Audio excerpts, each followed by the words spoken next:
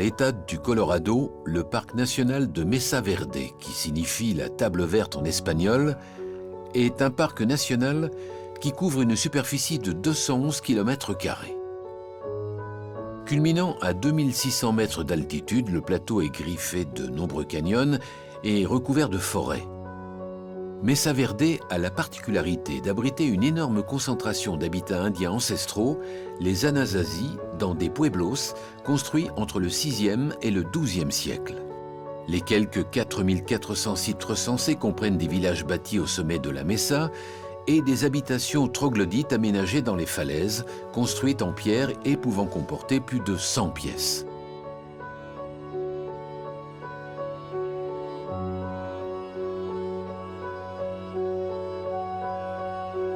Pour en apprendre plus sur le savoir-faire artisanal du peuple Anasazi, il faut s'arrêter au musée local qui présente une belle collection de poteries, de bijoux d'outils et de vanneries, mais surtout des maquettes qui permettent de visualiser clairement le mode de vie de ce peuple indien ancestral. La richesse des sites a permis d'améliorer la compréhension du peuple ancestral, car ce sont quelques 600 habitations en grès et en mortier de terre qui ont été découvertes dans les falaises de Mesa Verde. La taille des habitations va des petites structures de stockage à de grands villages de 50 à 200 pièces. Et des sites non habités ont également révélé des terrasses cultivées, des barrages d'irrigation, des sanctuaires et des éléments cérémoniels.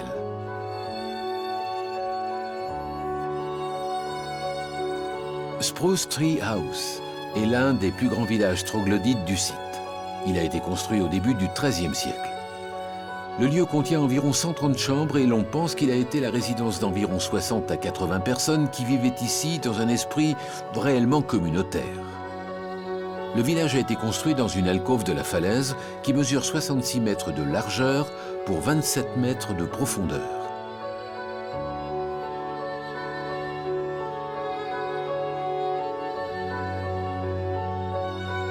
Parmi les constructions, on note des structures rondes appelées kivas qui auraient pu être des chambres de cérémonie. Le site découvert en 1888 est assez bien préservé en raison de la protection de la falaise.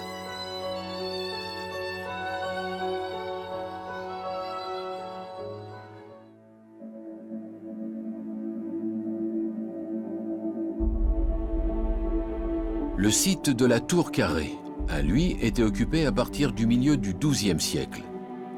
Il contient environ 49 chambres et 8 kivas. Ici, la particularité vient de la tour dont la hauteur atteint 8,50 mètres. L'étroitesse de la corniche est certainement la raison de cette construction en hauteur.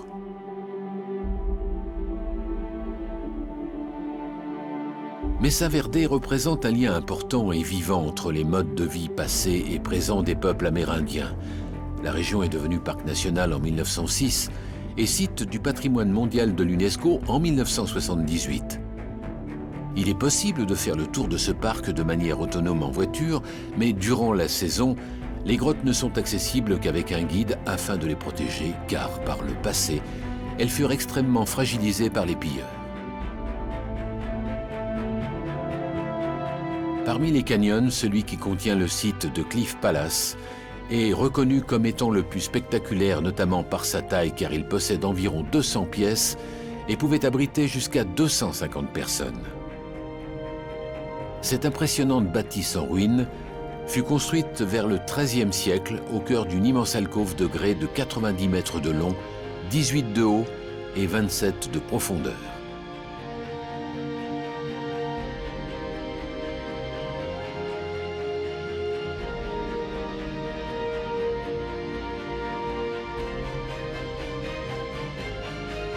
Pour visiter ce site, il faut escalader des échelles, franchir des passerelles et traverser des tunnels pour accéder aux chambres, aux pièces de stockage des graines ou aux kivas.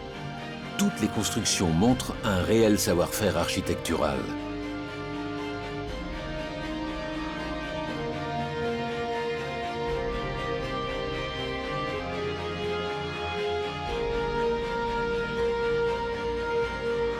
Le site a été abandonné au XIIIe siècle sans que l'on sache réellement pourquoi.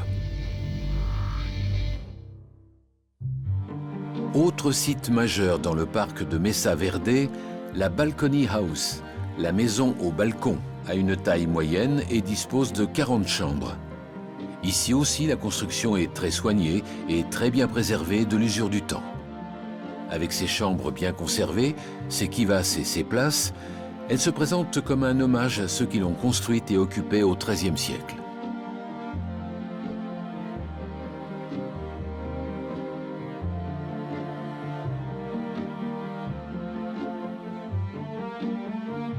L'accès au site se faisait par échelle, ce qui en préservait l'intégrité en rendant l'endroit pratiquement inaccessible.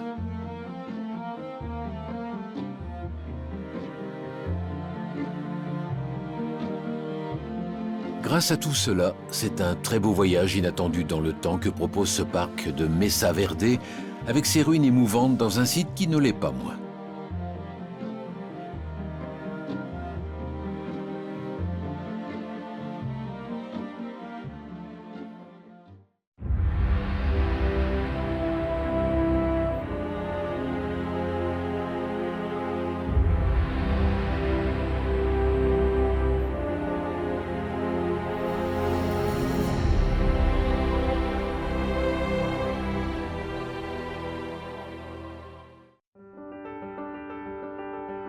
Avant d'être rattaché à la couronne royale en 1434, le château d'Amboise, qui surplombe la Loire avec sa silhouette si particulière, appartenait depuis plus de 4 siècles à la puissante famille d'Amboise. Puis, durant la Renaissance, il servit de résidence à plusieurs rois de France en raison de la sécurité que fournissait sa forteresse. Partiellement détruit après la Révolution française, le château, ou plutôt ce qu'il en reste, est flanqué au nord et au sud de 2 énormes tours cylindriques.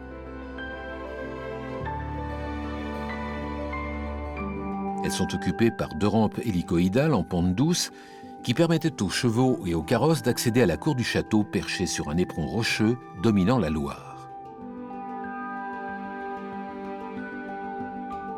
Le logis royal, qui se trouve au sommet de la colline, est l'un des premiers exemples de l'inspiration italienne sur les bords de la Loire. Il traduit le passage progressif entre l'architecture gothique et Renaissance. Passionné par la culture italienne qu'il avait découverte pendant les campagnes d'Italie, le roi Charles VIII invita alors à Amboise de nombreux artistes transalpins qui allaient totalement transformer le château à la mode de la Renaissance. Durant les travaux, plus de 250 maçons travaillaient en permanence sur le chantier du nouveau château. Mais Charles VIII mourra jeune. C'est son successeur Louis XII qui fera construire la seconde aile perpendiculaire à la première dans le pur style Renaissance.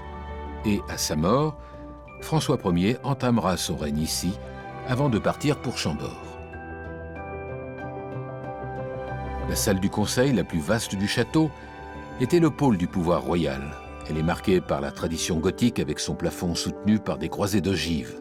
Y est sculpté le A de Anne de Bretagne, l'épouse de Charles VIII et de Louis XII. Sur la cheminée trônent les emblèmes de la France avec les fleurs de lys.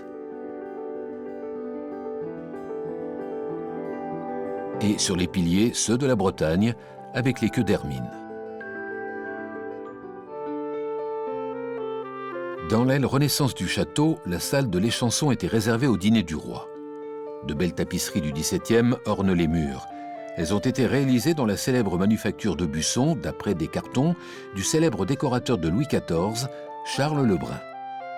L'une d'entre elles vient des Flandres et représente l'hommage de la famille de Darius à Alexandre le Grand.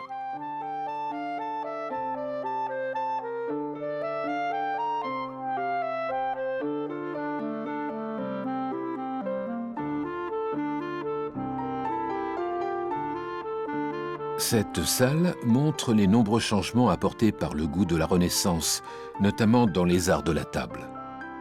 Les tréteaux médiévaux cèdent la place à la table à l'italienne qui dispose de rallonges. Le buffet, en revanche, est gothique. C'est l'époque où l'on commence à utiliser la fourchette en plus du couteau et de la cuillère.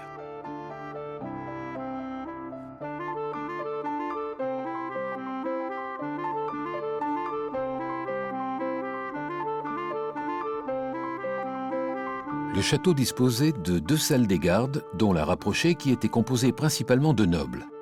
Il contrôlait l'accès de l'escalier menant à l'étage royal. Du chemin de ronde, il pouvait de plus contrôler les environs et donner l'alarme en cas d'attaque.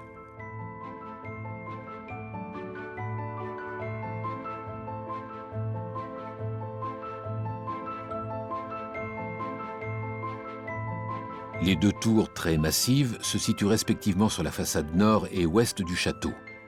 Elles donnent accès au parc aménagé sur la terrasse qui était un jardin à la française à l'époque.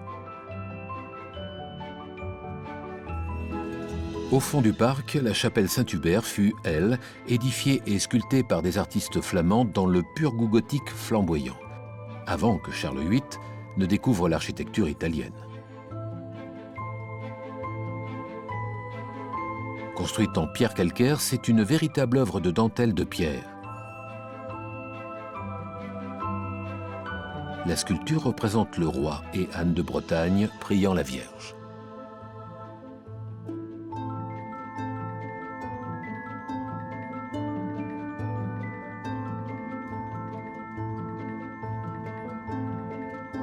Dans cet univers de transparence, le bâtiment montre son ossature élégante sous laquelle venait prier la cour de France.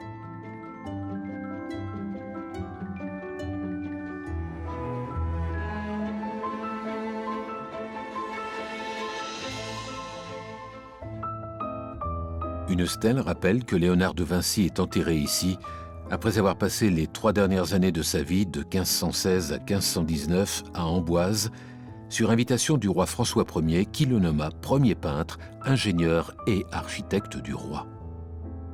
Dans le parc, une statue lui rend hommage.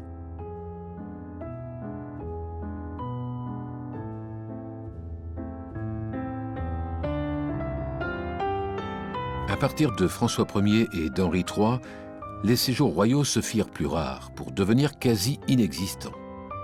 Peu à peu, le château s'est alors transformé en prison de luxe pour les grands personnages de l'État qui pouvaient conspirer contre la royauté en place.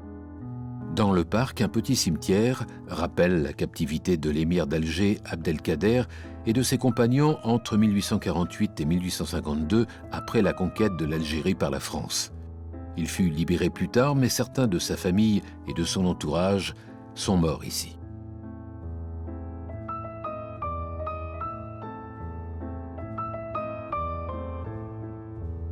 On le voit, le château d'Amboise est un véritable livre d'histoire, mais aussi un exemple marquant des débuts de la Renaissance qui a détrôné l'art gothique en France à la fin du XVe siècle.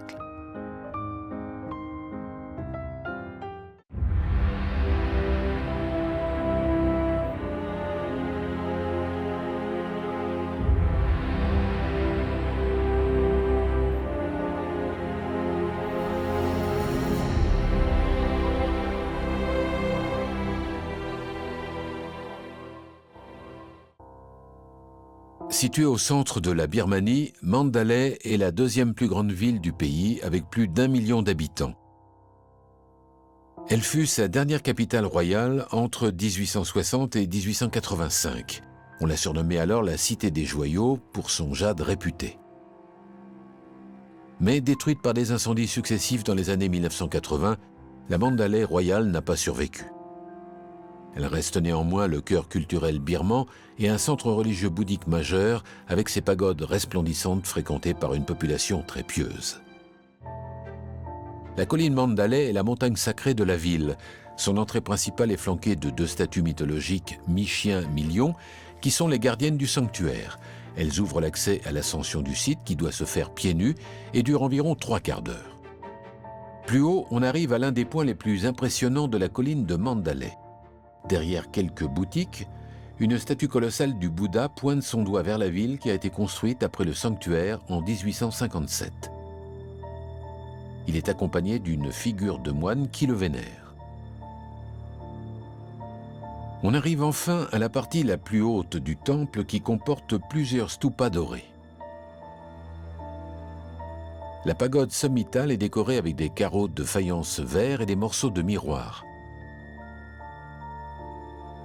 Ici, l'on vient demander aux forces divines d'exaucer les vœux, notamment devant l'image d'un Bouddha blanc placé dans une chapelle à l'est.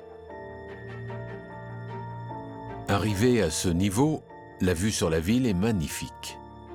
Le soir, c'est d'ailleurs un point de rendez-vous pour les jeunes de la ville en quête de romantisme. Après avoir redescendu les 250 mètres de la colline sacrée, retour en ville. La pagode Mahamuni a été érigée à la fin du XVIIIe siècle. À l'instar de celle de sa tour horloge, la décoration de la pagode est éclatante de couleurs. Autour du sanctuaire central avec son toit doré, de longs passages où sont entassés des stands vendant toutes sortes de babioles religieux-touristiques mènent dans chaque direction cardinale. Plusieurs pavillons, dont celui du nord-est entièrement en marbre, affichent fièrement leur architecture. Les toits, les balcons et les ouvertures sont finement travaillés à leur fin. La pagode Mahamuni est un lieu de pèlerinage important pour les Birmans. Des centaines de fidèles viennent chaque matin rendre hommage à Bouddha, le maître des lieux. L'originalité du bouddhisme birman pratiqué par la grande majorité de la population réside dans la manière dont il a assimilé les croyances populaires relatives aux esprits avec le bouddhisme Theravada, qui lui est le plus primitif des bouddhismes. Autour de la cour centrale, un magnifique portail fait de voûtes est soutenu par 252 piliers dorés, sculptés et ornés de fresques. De nombreuses cérémonies y ont lieu, et notamment celle du noviciat. Tout jeune birman doit faire entre 7 et 20 ans un séjour dans un monastère. C'est l'occasion d'une cérémonie durant laquelle les oreilles des sœurs des novices sont percées et des offrandes déposées dans la pagode. Le bâtiment original de la pagode a brûlé à 2 reprises en 1879 et en 1884. Il a été entièrement reconstruit en 1896. La riche pagode Mahamuni abrite l'une des représentations de Bouddha la plus honorée du pays. Chaque jour, les pèlerins passent derrière l'immense statue, en font la toilette et posent sur son corps des feuilles d'or dont l'accumulation progressive déforme complètement sa silhouette. Mandalay a été ville royale au XIXe siècle. Son palais, détruit durant la Seconde Guerre mondiale sous l'occupation japonaise, a néanmoins gardé son mur d'enceinte qui laisse imaginer les fastes royaux de l'époque. Ce bâtiment en teck, qui faisait partie des appartements royaux, est le seul vestige du palais. En effet, le roi Thibaut, le dernier roi de Mandalay de 1878 à 1885, avait refusé d'y vivre car il le pensait hanté par l'esprit de son père qui était mort dedans. Il le fit donc démonter, comme il était coutume de le faire lorsqu'un roi choisissait une nouvelle villégiature, et le fit transporter hors de l'enceinte du palais afin de le transformer en monastère, ce qui lui évita la destruction. Le monastère Chwenando est donc le bâtiment le plus significatif de l'histoire de Mandalay, sculpté et ciselé à la perfection selon les principes de l'architecture birmane du XIXe siècle. Des nagas et autres animaux mythiques, ainsi que des danseurs ou des fleurs sont sculptés sur les panneaux à l'extérieur et à l'intérieur. On y trouve une réplique du trône royal et des sculptures exceptionnelles de Nath, les esprits qui vénèrent l'image du Bouddha. Les décorations et les ornements, les sculptures raffinées des murs et des plafonds donnent une indication de la richesse du palais royal disparu. La construction de la pagode Kutodov fit partie des travaux de la création de la nouvelle capitale. L'entrée principale se trouve au sud et donne sur une entrée couverte, comme dans la plupart des pagodes birmanes. Lorsque les Britanniques ont annexé Mandalay plus tard, en 1885, leurs troupes furent cantonnées un peu partout dans les monastères, les temples et les pagodes, empêchant les Birmans de s'y rendre. La pagode fut pillée, le Bouddha abattu et dépouillé de ses pierreries et de tout son or. En 1913, un riche marchand de riz de Rangoon fit réparer et restaurer l'ensemble. Il fit aussi redorer le stupa principal dont la couche de métal précieux avait été grattée. La pagode de Kutodov, littéralement la pagode du mérite royal, a la particularité de posséder un ensemble de 729 petits stupas qui abritent, chacun, une stèle de marbre. Ces stupas abritent le plus grand livre du monde par la taille. Il s'agit du Tipitaka, qui retranscrit la parole de Bouddha. c'est le roi Midon Min lui-même, désireux de réaliser une œuvre de grand mérite, qui décida de faire graver l'intégralité du Tipitaka pour la postérité.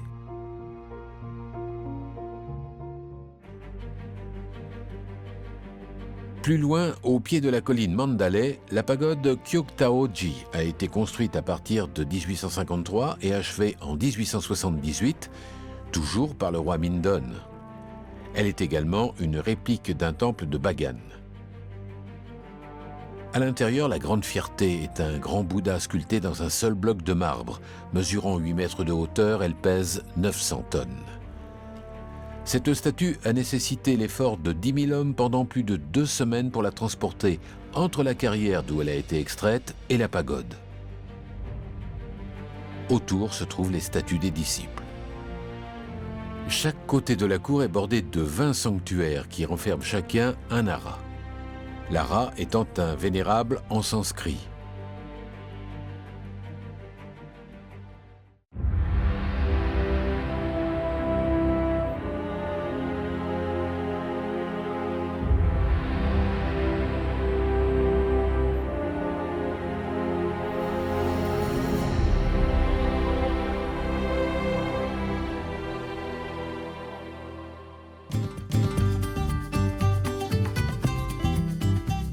Olinda est l'une des plus vieilles cités brésiliennes fondée en 1535 par le portugais Duarte Coelho. Son histoire est intimement liée à l'industrie de la canne à sucre, pilier de l'économie brésilienne pendant près de 2 siècles. Elle a été reconstruite après son pillage par les Hollandais et l'essentiel de son tissu urbain date du XVIIIe siècle. L'équilibre préservé entre les jardins, les églises, les couvents et les maisons donne à Olinda une ambiance toute particulière. La construction de la cathédrale de La Sé a commencé en 1537, dès le début de la colonie. Construit depuis bientôt 500 ans sous le climat tropical, l'édifice se tient toujours aussi droit.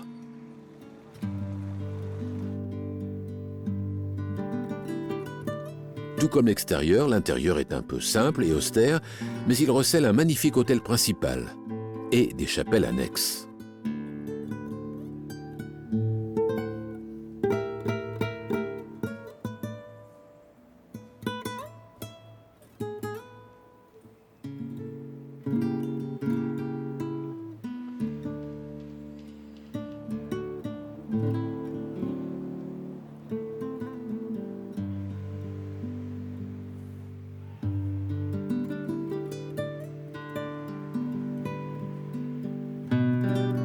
L'église Notre-Dame du Mont-Carmel a été le premier temple de l'ordre des Carmélites aux Amériques. La pose de sa première pierre eut lieu en 1581. Pour être transformée en canon, sa grosse cloche avait été fondue en 1630 par les troupes néerlandaises.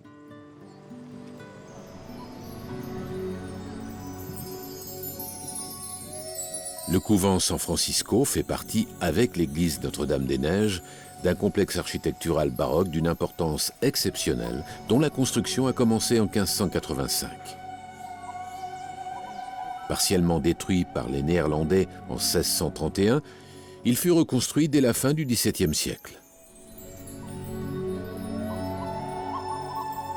Le cloître est célèbre pour la série de panneaux d'azuleros portugais représentant la vie et la mort de François d'Assise.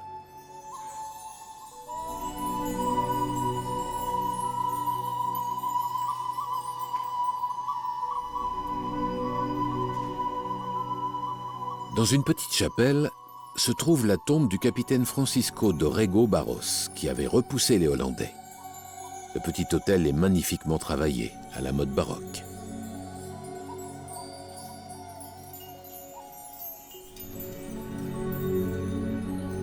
La sacristie, elle aussi, est recouverte de faïence et son plafond à caissons de très belles peintures sacrées du XVIIIe siècle.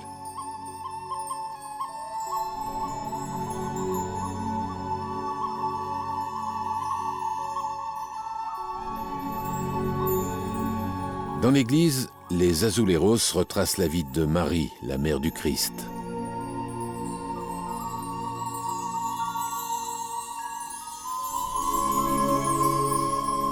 Du plafond au sol, des riches sculptures décorent l'ensemble et mènent vers l'autel consacré à la Vierge.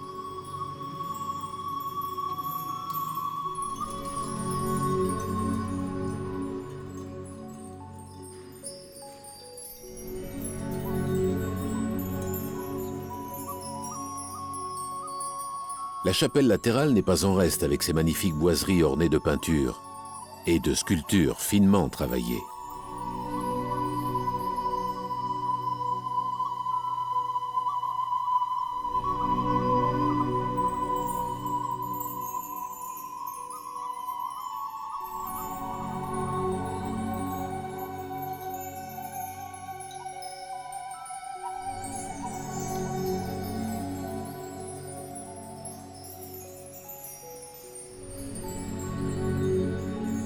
Après le sac de la ville par les Hollandais, les Portugais ont reconstruit Olinda sur les pentes des collines afin de mieux pouvoir la défendre à l'avenir. La construction de l'église actuelle de Saint-Benoît a commencé en 1660, après l'incendie de l'ancienne par les Hollandais. Sa façade a un frontispice sobre avec un bas-relief du blason de l'ordre bénédictin. Et la porte principale est surmontée d'une rosace d'un style étrangement moderne. Considérée comme l'église la plus richement décorée d'Olinda, l'intérieur de Saint-Benoît est totalement baroque. Et chaque dimanche, elle est prise d'assaut par les croyants de la ville qui en apprécient l'ambiance.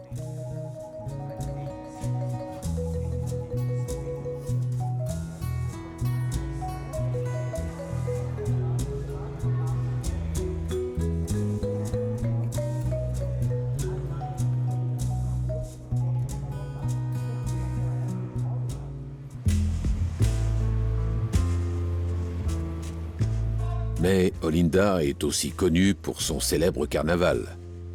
Contrairement à Rio de Janeiro et Salvador de Bahia, à Olinda, l'admission au carnaval est libre.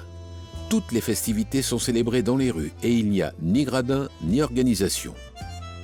Des centaines de petits groupes musicaux ou pas défilent dans la plus grande anarchie et dans la plus grande cacophonie. C'est une véritable fête de rue qui est très populaire. Après bien des déboires historiques, la ville de Olinda a traversé les âges presque sans une ride, et le site de son centre historique, l'un des mieux conservés des villes coloniales au Brésil, a été reconnu comme patrimoine mondial par l'UNESCO.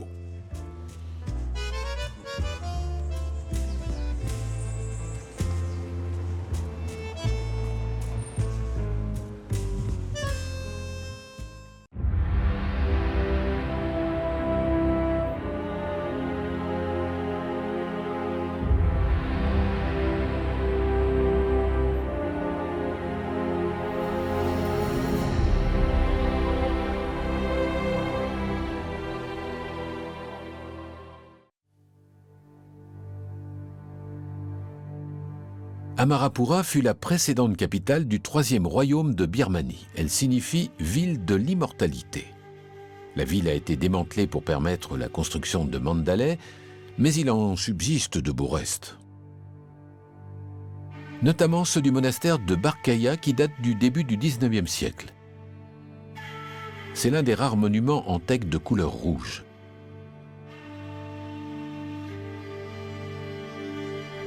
Dans sa jeunesse, le roi Mindon y étudia avant de transférer sa capitale à Mandalay. Il affiche un remarquable travail de sculpture du bois sur le toit. Bien que ce monastère soit l'un des plus actifs du pays, il ne faut pas compter apercevoir quelqu'un l'après-midi.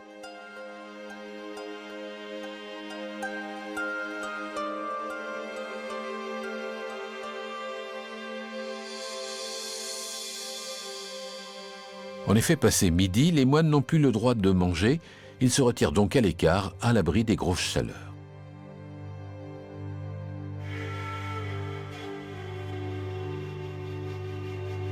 Le monastère est entièrement construit sur 267 pilotis, ce qui le protège des inondations durant la période des pluies. Loin du brouhaha du tourisme, ce monastère est une véritable ode à la méditation.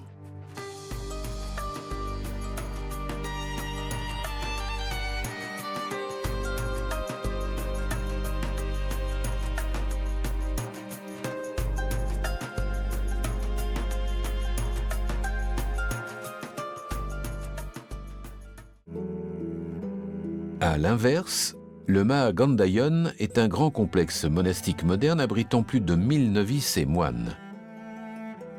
C'est un monastère réputé du Myanmar et il est très connu et très prisé des touristes car on peut y observer le rituel de procession des moines qui viennent recevoir leur dernier repas de la journée vers 11 heures. L'institution fondée en 1914 est un pensionnat qui prend en charge l'éducation d'enfants défavorisés.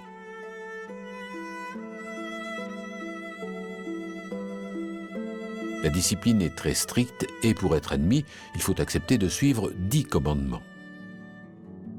Avoir un grand cœur, respecter le code de vie monastique, être en bonne santé, être propre, savoir s'habiller, avoir un comportement intelligent, marcher sereinement, dire des choses sensées, obéir aux règles et être assidu au travail. Le petit déjeuner est pris à 5 heures et le seul repas se déroule donc en fin de matinée.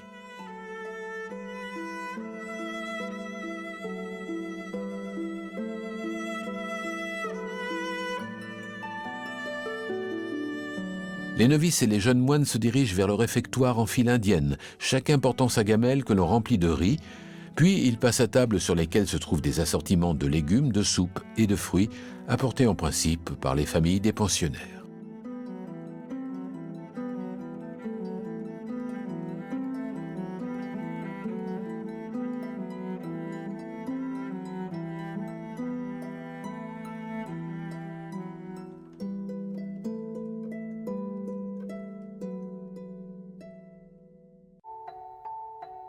Mais le monument le plus célèbre d'Amarapura n'est peut-être pas religieux, c'est le pont d'Ubain.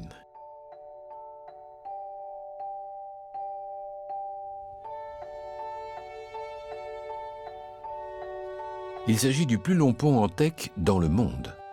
Il réunit les deux rives du lac Tang Taman sur plus d'1 kilomètre afin de relier la ville à la campagne environnante.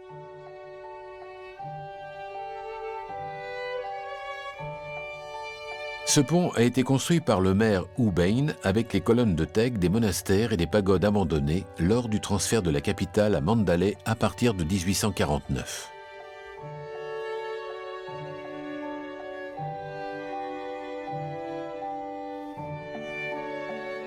Parce que la guerre anglo-birmane avait à ce moment-là épuisé le trésor national, le roi Mindon avait ordonné de recycler les matériaux des anciens édifices de la capitale délaissée.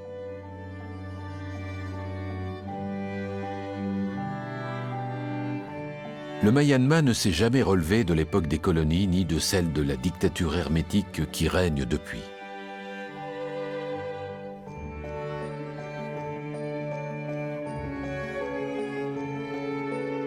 Le pays est très peu industrialisé et sa population est essentiellement rurale à 70%.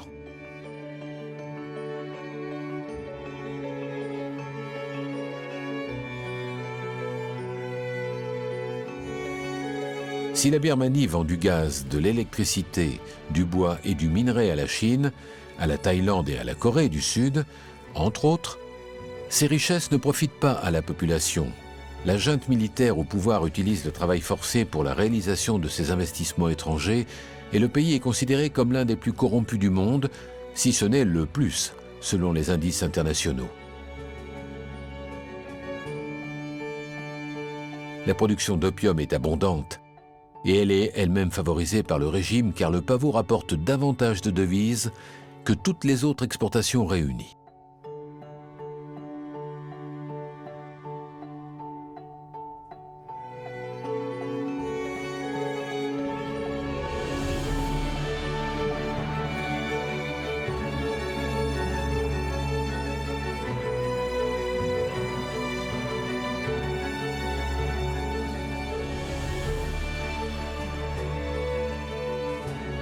Le pays comprend 2 grandes zones climatiques, le sud, très exposé à la mousson et à l'humidité, et le centre plus chaud et plus sec. Et il y a en gros 3 saisons. La meilleure se situe entre novembre et février, elle est sèche, toujours ensoleillée mais pas trop chaude. De mars à mai, c'est la saison chaude, très difficilement supportable, et de juin à octobre où la mousson est permanente, en particulier en juillet et août.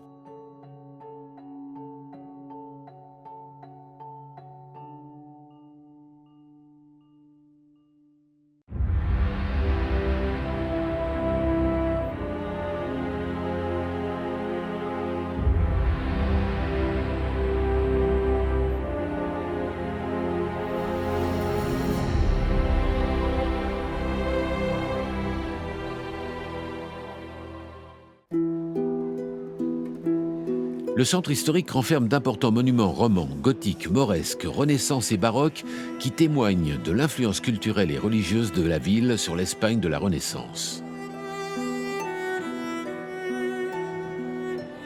La Plaza Mayor, particulièrement imposante avec ses galeries et ses arcades, en est le monument le plus caractéristique. C'est un espace urbain de style baroque, construit au XVIIIe siècle comme une grande place qui, avec le temps, est devenue le centre de la vie sociale de la ville. La mairie y trône en bonne place. C'est ce qui lui donne le titre de Plaza Mayor.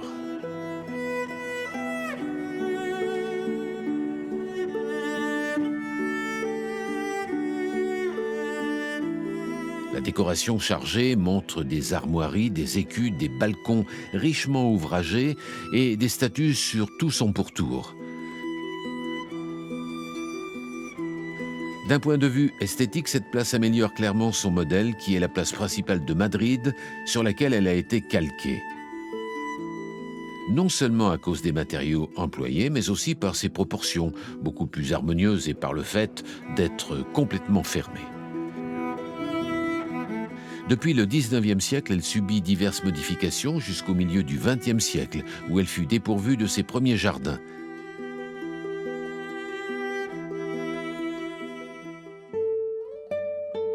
À la jointure des 88 arcs se trouvent 186 médaillons à l'effigie de personnages célèbres, tels que les rois catholiques, Christophe Colomb, Miguel de Cervantes ou le Cid.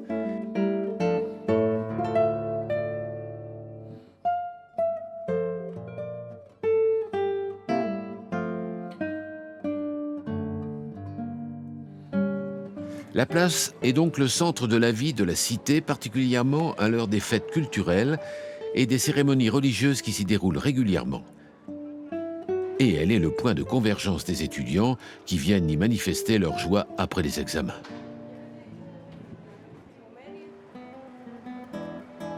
Non loin de la place, la Casa de las Conchas, la maison des coquillages, est un édifice de style gothique tardif. Ce palais, dont la construction a commencé en 1493, était représentatif de la nouvelle noblesse courtisane du XVIe siècle. L'édifice a été construit par la famille Maldonado, dont un des membres fut recteur de l'université et aussi membre du Conseil royal de Castille. La façade est décorée avec environ 350 coquillages, distinctifs de l'ordre de Saint-Jacques, ordre auquel appartenait la famille. L'austérité de l'architecture est bien soulignée par les alignements de fenêtres typiquement gothiques.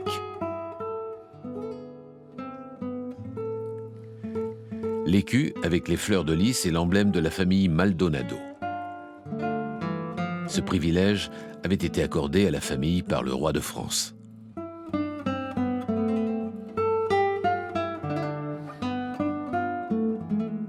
L'intérieur est remarquable par sa cour avec son puits central. Les arcs de la galerie qui l'entoure sont à lignes mixtes. Au cours de son histoire, le bâtiment a subi d'importantes modifications et les sous-sols ont même été utilisés comme prison universitaire où les étudiants payaient les peines imposées par leurs professeurs. Aujourd'hui, l'ancien palais abrite une bibliothèque publique.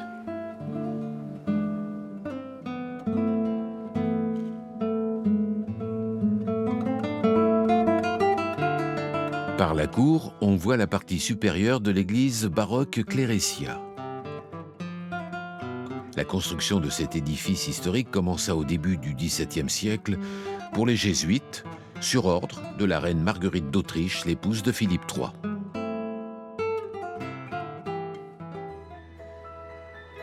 La Cléressia de Salamanque, de style baroque, présente une façade monumentale à 3 corps. Le premier corps a de grandes demi-colonnes corinthiennes qui gardent les 3 portes d'entrée. Sur les côtés, les boucliers de l'Espagne encadrent une niche centrale qui abrite une statue de saint Ignace de Loyola, fondateur de l'ordre. Le deuxième corps montre 2 ovales aux décorations baroques et une grande fenêtre qui a dû être réduite pour supporter le poids du 3e corps avec les tours. Le pignon central affiche, lui, un relief de la venue du Saint-Esprit.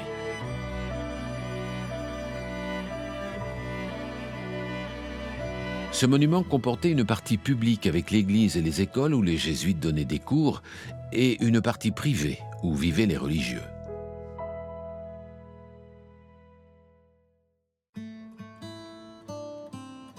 En ville, la place Unamuno rend hommage à l'un des personnages historiques les plus liés à la ville.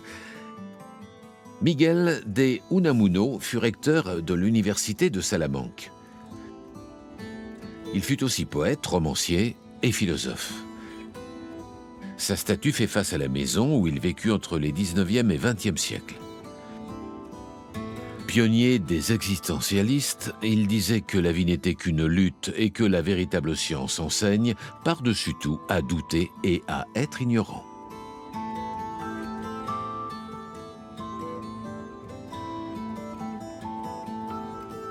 Parmi les belles maisons Renaissance de la ville, la Casa de los Muertes, la maison des morts.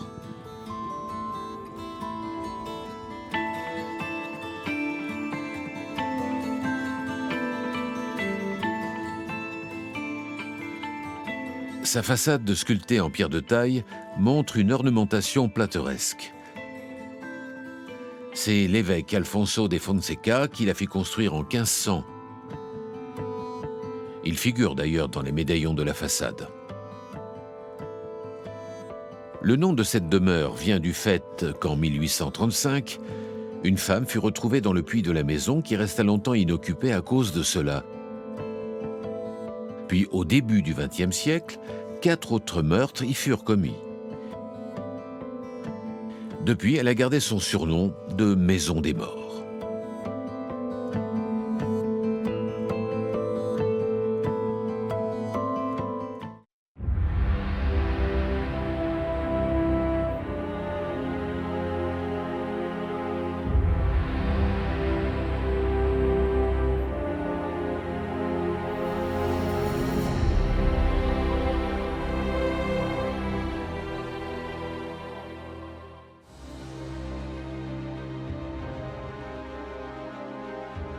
La Grèce ne se cantonne pas à Athènes, sa capitale.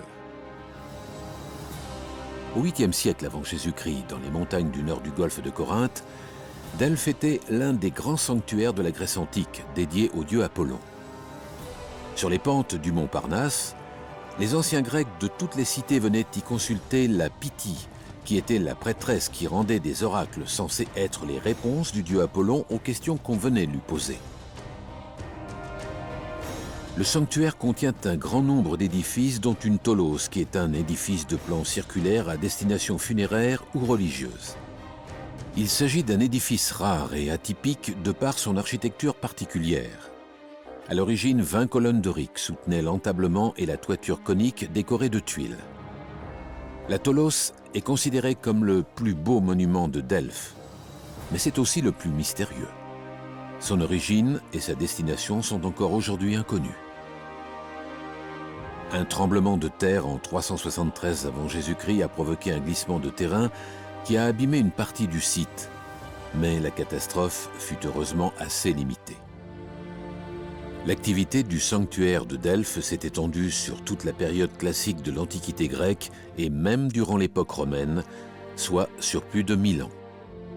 Le site est traversé par une voie sacrée qui servait aux processions et qui desservait tous les lieux de culte dispersés sur le flanc de la montagne jusqu'au sanctuaire. Elle passe devant le trésor des Athéniens érigé vers 480 avant Jésus-Christ et qui commémorait la victoire grecque de Marathon contre les Perses.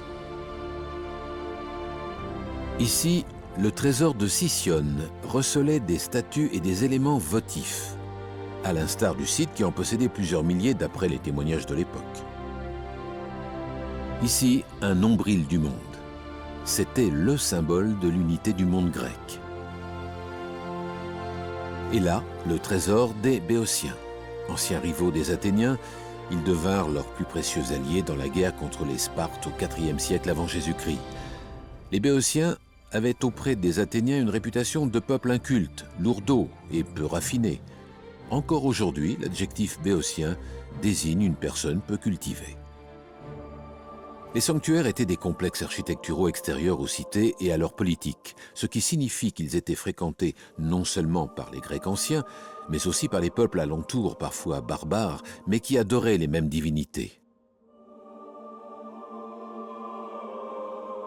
Parmi les nombreux vestiges plus ou moins bien conservés du site, le théâtre d'une capacité de 5000 places a été construit au IVe siècle avant Jésus-Christ.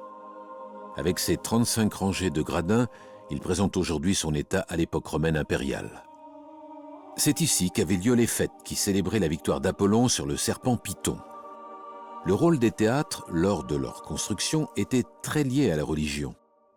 Dans le monde grec, la représentation théâtrale est née de la célébration de Dionysos. Dionysos était le dieu du vin et de l'ébriété, qui permettait de passer de l'imaginaire à la réalité, tout comme l'illusion théâtrale donne une vie sur scène à ce qui sort de l'imagination de l'auteur. Le théâtre était donc un vecteur de mysticisme dans la Grèce antique. Juste sous le théâtre, le temple du maître des lieux, Apollon. À son extrémité se trouve l'autel sur lequel étaient pratiqués les sacrifices. Généralement, c'étaient des chèvres qui étaient égorgées. Les animaux étaient d'abord lavés à l'eau et, si durant ce rite, ils frissonnaient, ils étaient alors aptes à la cérémonie. Le temple, lui, est rectangulaire, de forme allongée et mesure 23 mètres sur 60. Il possédait 6 colonnes doriques en façade et 15 sur chaque côté. Après le sacrifice, les grands prêtres s'y rendaient et là on questionnait l'oracle. S'il fallait faire une guerre ou pas, s'il fallait se marier, s'il y avait péril à effectuer telle ou telle chose. Les pèlerins étaient séparés de la Pythie en état de transe par un rideau. Elle proférait alors des paroles incompréhensibles pour le commun des mortels, mais pas des prêtres, qui transmettaient les réponses aux questions posées. En vers jusqu'au IIIe siècle avant Jésus-Christ, et en prose après. Le stade construit au Ve siècle avant Jésus-Christ a lui aussi été remodelé par les Romains au IIe siècle après Jésus-Christ. Tous les 5 ans, les Jeux dits olympiques exigeaient une trêve entre les cités en perpétuel désaccord, voire en guerre. La trêve commençait 1 mois avant, afin que les concurrents puissent venir rejoindre le site en toute quiétude et ainsi s'entraîner en suivant un régime alimentaire identique pour tous. Les épreuves sportives dont les participants étaient entièrement nus commençaient par des courses de chevaux attelés ou pas. Puis se déroulait le pentathlon qui regroupe 5 disciplines, le lancer du disque, le lancer du javelot, le saut en longueur, la course à pied et la lutte. Et il n'y avait que le premier qui était récompensé. À Delphes, le musée archéologique pallie les manques relevés sur le site. Une maquette représente le sanctuaire tel qu'il était durant l'Antiquité. On y constate la place prise par le temple face au théâtre ou au trésor. Le culte d'Apollon, repris à leur compte par les Romains, va prendre fin en 392, lorsque les chrétiens, alors maîtres de Rome, vont faire interdire tous les cultes païens. Puis les temps sombres de la barbarie vont enfouir à jamais cette culture sous les décombres et dans l'oubli.